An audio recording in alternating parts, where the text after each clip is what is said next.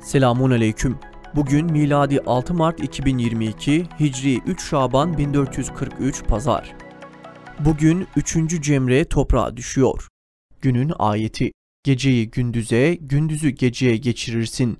Ölüden diri, diriden ölü çıkarırsın. Dilediğini hesapsız rızıklandırırsın. Günün hadisi: Mümin, mümin için parçaları kenetlenmiş bir bina gibidir.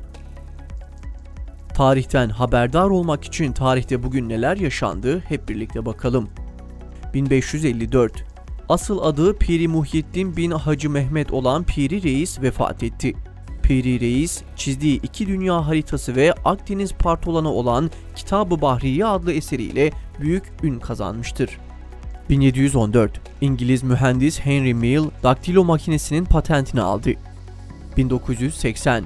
Maliye Bakanı İsmet Sezgin, dünyada yiyecek maddesi ithal etmeyen birkaç ülkesinden biri olan Türkiye'nin bu özelliğini Cumhuriyet tarihinde ilk defa bu yıl kaybettiğini söyledi.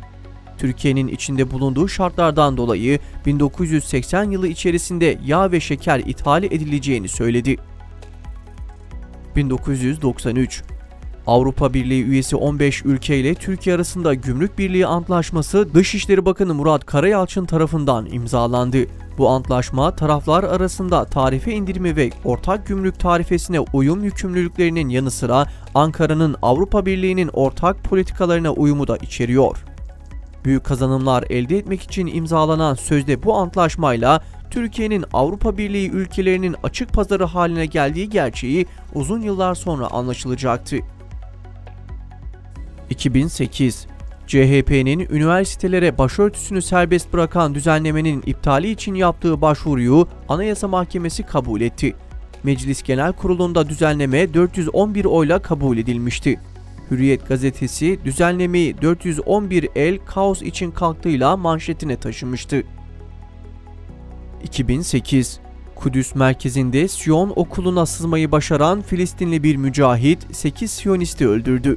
Eylemi gerçekleştiren mücahit saldırıda şehit oldu. Eylemi Hamas üstlendi. Siyonist rejim Hamas'ın bu başarılı operasyonu karşısında şok geçirirken tüm Filistinliler sokaklara dökülerek sevinç gösterileri yaptılar. 2017. ABD Başkanı Donald Trump nüfusunun çoğunluğu Müslüman 6 ülkenin vatandaşlarına 3 ay yeni vize sınırlaması getiren düzenlemeyi imzaladı. 2019.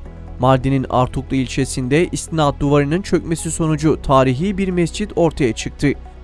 Ortaya çıkan mescit, Cumhuriyet dönemindeki İttihat Terakki zihniyetinin cami ve İslam düşmanlığını bir kez daha gözler önüne serdi.